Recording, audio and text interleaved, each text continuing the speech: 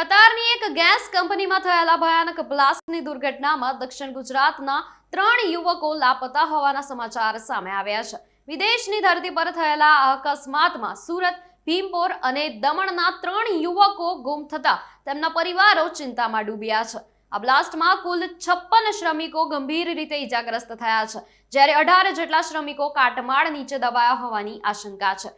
લાપતા થયેલા યુવકોમાં નવસારીના ભીમપોર ગામના મોટા મહોલ્લામાં રહેતા 35 વર્ષના સન્ની પટેલ પણ સામેલ છે। સન્ની પોતાના મોટા ભાઈ રવિ સાથે કતારમાં નોકરી અર્થે ગયો હતો।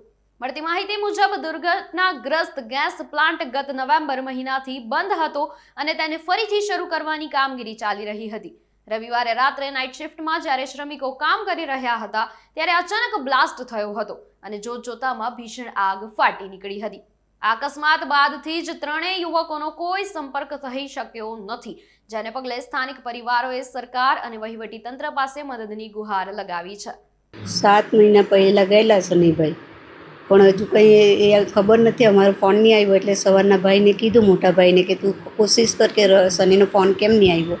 તો સનીએ પછી રવિએ ત્યાં કોશિશ કરી પણ કંઈ ખબર નહીં પડી, એમ કે બ્લાસ્ટ થયું એમ ને કાલનો કોશિશ જ કરતો છે રવિ, પણ કંઈ ખબર બહાર નથી મળતી અમને।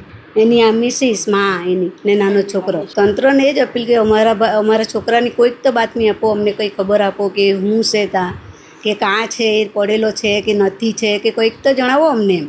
સનીના તો ફોન પર જ વળી ખાલી ફોન જ, એના ભાઈની હાથે ફોન પર એમ।